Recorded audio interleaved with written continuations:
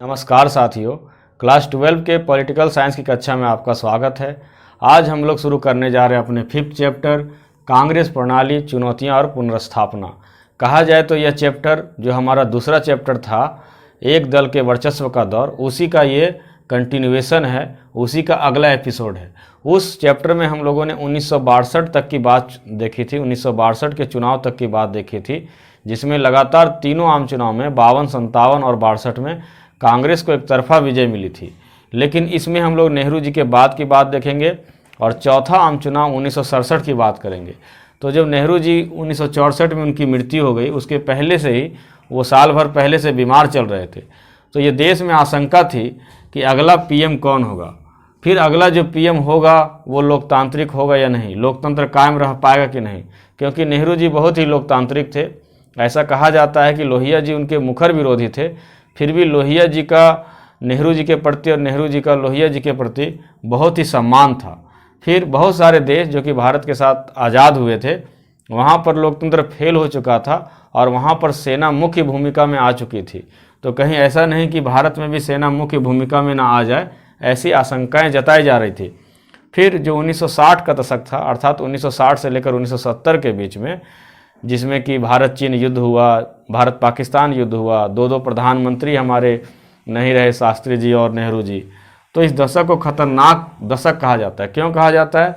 क्योंकि इस दशक में गरीबी बहुत ज़्यादा भारत में था, गैर बराबरी थी, सांप्रदायिक और क्षेत्रीय विभाजन थे। तो इन सारे कारणों से ऐसा माना जाता था कि कहीं लोकतंत्र विफल ना हो जाए और देश बिखर ना जाए। तो इस तरह से चलिए अब हम लोग देखते हैं कि इस प्रॉब्लम को शास्त्री जी ने कैसे संभाला। नेहरू जी की मृत्यु के बाद उत्तराधिकार का मामला जितना पेचीदा लग रहा था, उतना ही सरलता से हल हो गया। उस समय कांग्रेस के अध्यक्ष के कामराज थे। उन्होंने कांग्रेस के बड़े नेताओं के बीच सर्वसम्मति बना ली श्री लाल बहादुर शास्त्री के नाम से।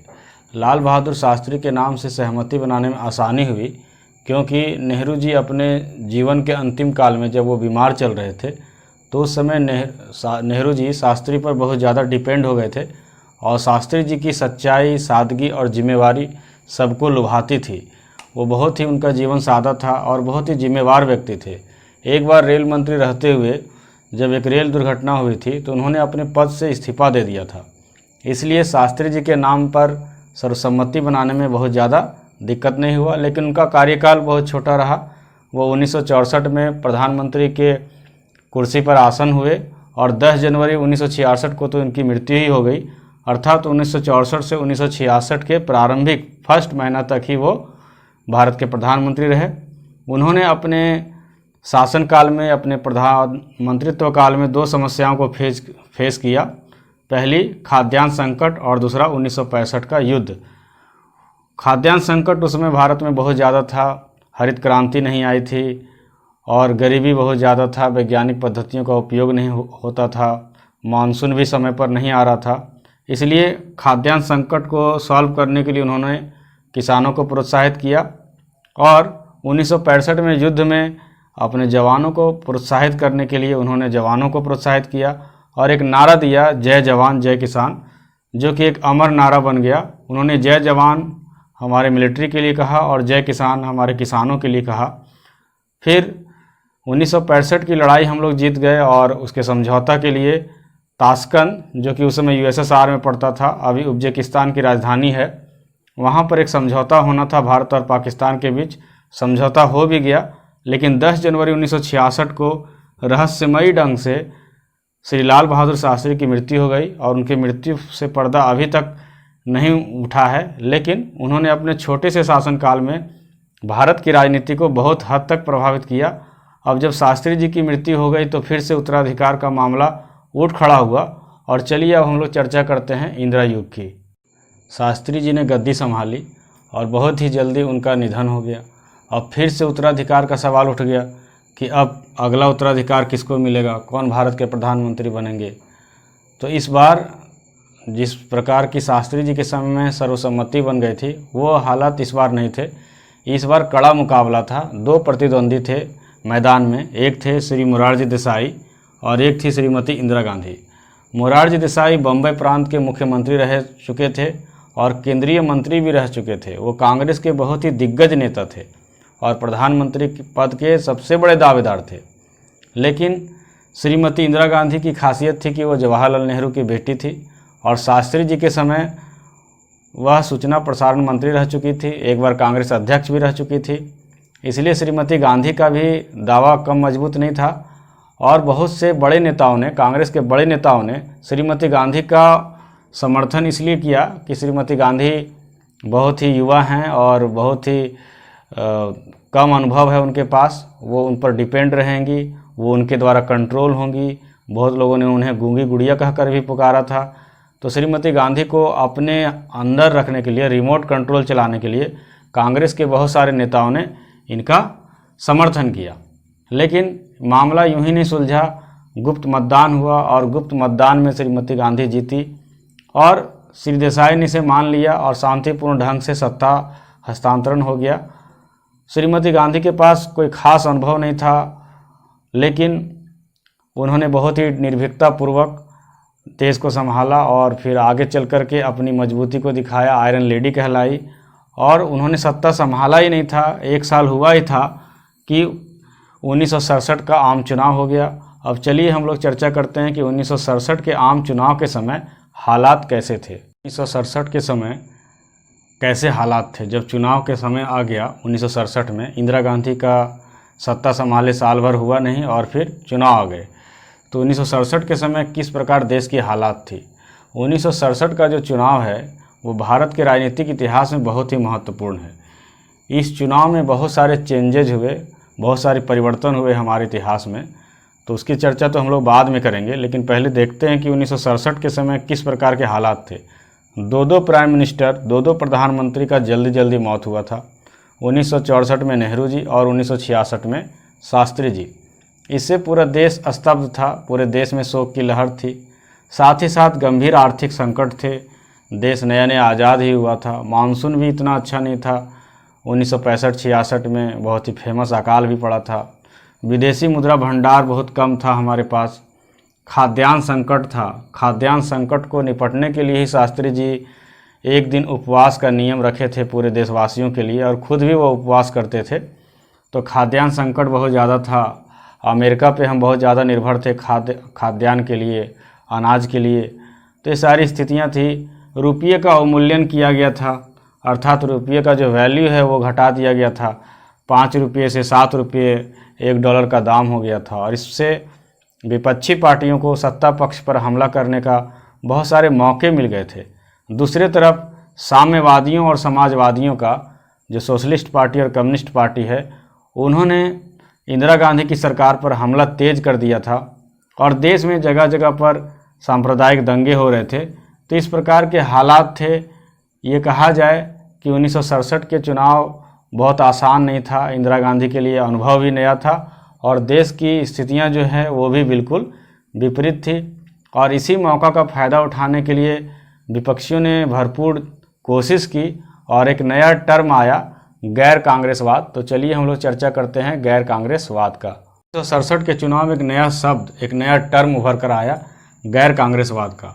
और ये गैर कांग्रेसवाद शब्द श्री राम मनोहर लोहिया के द्वारा दिया गया था। श्री राम मनोहर लोहिया को तो आप लोग अच्छी तरह से जानते होंगे, बहुत ही फेमस समाजवादी थे। लोहिया जी का नाम, आचार्य नरेंद्र देव और जयप्रकाश, इन तीनों का नाम जो है फेमस समाजवादियों में लिया जाता है। तो लोहिया जी ने गैर कांग्रेसी दलों को प्रोत्साहित किया कि यह अच्छा मौका है कि आप लोग कांग्रेस को हटा सकते हैं, क्योंकि कांग्रेस की जो सरकार है वो गरीबों के लिए हितकर नहीं है, साथ ही अलोकतांत्रिक है।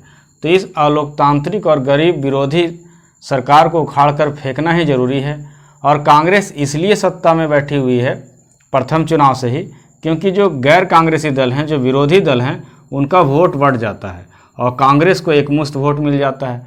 तो जो आप लोग का वोट बटा हुआ है, जब आप लोग एक साथ आ जाइएगा तो फिर आप लोग कांग्रेस को हटा सकते हैं कुर्सी से, ऐसा लोहिया जी ने कहा और इसे ही गैर कांग्रेसवाद कहा गया। फिर इंदिरा गांधी भी अनुभवहीन थी, इनका भी लाभ उठाने का कोशिश किया गया। कांग्रेस की अंदरूनी उठापटक भी जगजाहिर हो चुकी थी प्रधानमंत्री पद के लिए। श्री देसाई और गांधी के बीच में टक्कर चल रही थी। तो इन सारे कारणों से विरोधियों ने, समाजवादियों ने, साम्यवादियों ने एक अच्छा अवसर जाना कि बहुत अच्छा मौका है और उन लोगों को पूरी उम्मीद थी कि इस बार तो कांग्रेस को हटा ही देंगे। लेकिन चलिए अब हम लोग देखते हैं कि 1967 के चुनाव का जनादेश क्या मिला, क्या। चलिए अब हम लोग 1967 के चुनाव का जनादेश की चर्चा करेंगे। जनादेश का अर्थात रिजल्ट। तो रिजल्ट भी आशा के अनुरूप नहीं आया। कांग्रेस की स्थिति बहुत दयनीय रही इस चुनाव में। लोकसभा और विधानसभा का चुनाव 1967 के फरवरी महीने में कराया गया और ये पहली बार था आज़ादी के बाद जब नेहरू जी के बिना ही कांग्रेस चुनाव लड़ रही थी। ना इस बार नेहरू जी थे और ना ही इस बार शास्त्री जी थे। यह रिजल्ट कांग्रेस के लिए बहुत ख़राब रहा और इसे राजनीतिक पर्यवेक्षकों ने, पॉलिटिकल सुपरवाइजर्स ने इसे राजनीतिक भूकंप करार दिया। इस रिजल्ट को 1967 के आम चुनाव के रिजल्ट को राजनीतिक भूकंप अर्थात कांग्रेस के लिए विनाशकारी जो है करार दिया। कैसे करार दिया? क्योंकि इस चुनाव के बाद कांग्रेस जैसे तैसे केंद्र में तो सरकार में आ गई। इंदिरा गांधी अपना कुर्सी बचाने में सफल रही, लेकिन इंदिरा गांधी के आधे से अधिक मंत्री जो मंत्रिमंडल के सदस्य थे सभी चुनाव हार गए थे। बड़े बड़े दिग्गज लोग चुनाव हार गए थे। इस बार सीटों की संख्या भी कांग्रेस की लोकसभा में कम हुई और जो वोट का परसेंटेज था, चुनाव प्रतिशत जो था वोट का, वह भी बहुत कम था। तो केंद्र सरकार में किसी प्रकार कुर्सी मिली, लेकिन राज्यों में स्थिति बहुत गंभीर हो गई। राज्यों में उन्हें हार का मुंह देखना पड़ा पहली बार। वैसे तो केरल में 1957 में ही गैर कांग्रेसी सरकार आ गई थी, लेकिन 1967 में एक बार अधिकांश राज्यों में जो है गैर कांग्रेसी सरकार बनी। 7 राज्यों में कांग्रेस चुनाव हार गई और गैर कांग्रेसी सरकार बनी। ये 7 राज्य थे MP, UP, बिहार, वेस्ट बंगाल, उड़ीसा, पंजाब और केरला। बाकी 2 जो राज्य थे वह जहाँ पर कांग्रेस को कम कुर्सियाँ मिली थी, कम सीटें मिली थी, उन जगहों पर भी दल बदल के कारण कांग्रेस अपना सरकार नहीं बना पाई। मद्रास एक ऐसा राज्य था जहाँ DMK को सत्ता मिला और इसको सत्ता मिलने के कारण हिंदी विरोध था। हिंदी विरोध यहाँ इतना चरम पर आ गया कि मद्रास में DMK को सत्ता मिली। एक बहुत ही मज़ेदार कहावत 1967 में कहा जाता था कि आप दिल्ली हावड़ा एक्सप्रेस पर बैठिए दिल्ली में, और आप जिस जिस राज्यों से होकर के गुजरेंगे उन राज्यों में कहीं भी कांग्रेस की सरकार नहीं मिलेगी। अर्थात दिल्ली हावड़ा एक्सप्रेस में पड़ने वाले रास्ते में जितने राज्य थे कहीं भी कांग्रेस की सरकार नहीं थी। और इसी चुनाव में एक नया प्रचलन शुरू हुआ, वो था गठबंधन। चलिए हम लोग गठबंधन की चर्चा। 67 के चुनाव में एक नया ट्रेंड, एक नया प्रचलन भारतीय राजनीति में शुरू हुई और वो प्रचलन था गठबंधन। आज हम लोग देखते हैं कि कितनी भी बड़ी पार्टियां हों, वो अकेले दम पर चुनाव नहीं लड़ती, चाहे वो भाजपा हो, कांग्रेस हो या किसी राज्य की बड़ी पार्टियां हों। जो उस राज्य की बड़ी पार्टियां होती हैं वो गठबंधन में ज़रूर इंटरेस्ट रखती हैं। तो गठबंधन की शुरुआत 1967 के चुनाव के पहले और चुनाव के बाद ही शुरू हुआ। तो गठबंधन का मतलब क्या हुआ कि 2 या 2 से अधिक दल मिल करके सरकार बनाती हैं। किसी एक दल को बहुमत जब नहीं मिल पाता है तो ये 2 या 2 से अधिक दल के लोग मिल जाते हैं। आप लोग इसको पहले भी पढ़ चुके हैं कि जैसे भारत के लोकसभा में 543 सदस्य है, तो 543 का आधा जो है आपका 272 के लगभग, तो 272 सीटें जो लाती हैं वो पार्टियां सरकार बना लेती हैं। तो आधा से अधिक सीटें चाहिए और एक दल को जब नहीं आता है तो 2 या 2 से अधिक दल मिल जाते हैं। इसी को गठबंधन कहते हैं। लेकिन ये घटना 1967 में शुरू हुई और बहुत सारे दल जो है एकजुट होकर के, गैर कांग्रेसी दल, कांग्रेस को सत्ता से हटाने के लिए एकजुट हुए। एग्जाम्पल आपका बिहार है। बिहार में समाजवादी, साम्यवादी और जनसंघ ये सभी एकजुट हुए और गैर कांग्रेसी सरकार बनाए। इनकी विचारधाराएं बिल्कुल भिन्न भिन्न थी। तो भिन्न विचारधारा वाले होकर के भी इनका मकसद था कांग्रेस को सत्ता से दूर रखना, खुद सत्ता को स्वाद चखना। तो इन सारे कारणों से बिहार में, पंजाब में और भी 9 राज्यों में लगभग जो है गठबंधन की सरकार बनी। पंजाब में भी गठबंधन की सरकार बनी। चूँकि ये भिन्न विचारधारा वाले थे इसलिए इनकी आयु लंबी नहीं रही। बहुत जल्दी जल्दी मुख्यमंत्री बदले गए। इनका बहुत सारे तो 7 दिन 8 दिन में भी बदले गए मुख्यमंत्री। और इन सरकारों को कहा गया संयुक्त विधायक दल की सरकार, क्योंकि बहुत सारे दलों के विधायक थे इसलिए इसे संयुक्त विधायक दल की सरकार कहा गया। न केवल इस चुनाव में गठबंधन हुआ, एक नया ट्रेंड, एक बहुत ही बदनुमा ट्रेंड, एक बहुत ही खराब प्रचलन भारतीय राजनीति में आई। जिसे हम लोग आजकल कहते हैं दल बदल। तो चलिए हम लोग चर्चा करते हैं दल बदल की। 1967 का जब रिजल्ट आया तो एक बहुत ही खराब प्रवृत्ति भारतीय राजनीति में उभर कर आई, जिसे दल बदल कहा जाता है। आज तो दल बदल के बारे में बच्चा बच्चा भी जानता है, गांव में गाली निकल गया है दल बदलू। तो ये दल बदल क्या है? तो दल बदल क्या है कि अगर कोई आदमी, कोई विधायक या कोई सांसद जिस पार्टी के नाम पर चुनाव जीतती है, लड़ती है, जिस चुनाव चिन्ह पर लड़ती है, और जब रिजल्ट आता है तो अपने उस चिन्ह को, उस पार्टी को बदल करके सरकार में जाने के लिए, कुर्सी पाने के लिए, मंत्री पद पाने के लिए या फिर कोई और भी लाभ पाने के लिए जब दल बदल देती है तो उसे ही दल बदल कहते हैं। हालांकि दल बदल के बारे में बहुत सारा कानून बन चुका है, लेकिन अभी भी दल बदल जारी है। तो दल बदल की शुरुआत जो है ये 1967 के चुनाव से ही शुरू हुआ। दल बदल क्यों शुरू हुआ? दल बदल सरकार बनाने और सरकार गिराने के लिए शुरू हुआ। किसी राज्य में या देश में हम लोग देखते हैं कि अगर किसी पार्टी को कम सीटें आती हैं सरकार बनाने के लिए तो कुछ दूसरे पार्टी वाले जो नेता होते हैं उस पार्टी में चले जाते हैं। तो यहाँ तो सरकार बनाने में अपनी भूमिका निभाते हैं। कभी कभी क्या होता है कि अपने नेतृत्व से कुछ विधायक और कुछ सांसद नाराज़ हो जाते हैं तो भी वो इस्तीफा दे देते हैं या दूसरी पार्टी में मिल जाते हैं।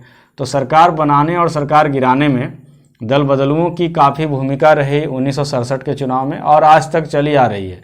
दल बदल की मुख्य शुरुआत जो 1967 में हुई थी वो हरियाणा, मध्य प्रदेश और उत्तर प्रदेश में हुई थी। हरियाणा, मध्य प्रदेश और उत्तर प्रदेश दल बदल में नंबर 1 पर थे। अभी तो भारत के लगभग सभी राज्यों में दल बदल बहुत ज़्यादा है। हालांकि कानून हो गया है कि 1/3 सदस्य कम से कम जाना चाहिए, तभी दल बदल वाजिब माना जाएगा, नहीं तो फिर विधानसभा की, लोकसभा की सदस्यता रद्द हो जाएगी। और इसी दल बदल पर एक कोटेशन आया, बहुत ही फेमस कोटेशन, राजनीतिक कोटेशन है, आया राम गया राम। तो आया राम गया राम की शुरुआत कैसे हुई, इसकी भी कहानी बहुत ही इंटरेस्टिंग है। एक गया राम नाम के एक विधायक थे हरियाणा में, वो 15 दिन में 3 बार दल बदले थे। तो गया राम विधायक के नाम पर ही ये जो है कोटेशन, ये कहावत राजनीतिक गलियारों में आजकल हम लोग सुनते हैं, आया राम और गया राम। तो इस प्रकार हम लोगों ने इस चैप्टर का बहुत सारे जो है टॉपिक्स को पूरा किया और अभी बहुत सारे टॉपिक्स बाकी हैं। मुझे उम्मीद है कि एक वीडियो और इस पर बनेगा, तब यह चैप्टर कंप्लीट होगा। तो आप लोग को ये वीडियो कैसा लगा, ये प्रेजेंटेशन कैसा लगा, इसमें क्या सुधार होने चाहिए, अपनी राय ज़रूर दें। और अगर अच्छा लगा हो तो सब्सक्राइब करें, लाइक करें, शेयर करें। और हम लोग चलिए अब हम लोग मिलते हैं अगले वीडियो में। तब तक के लिए जय हिंद, जय भारत।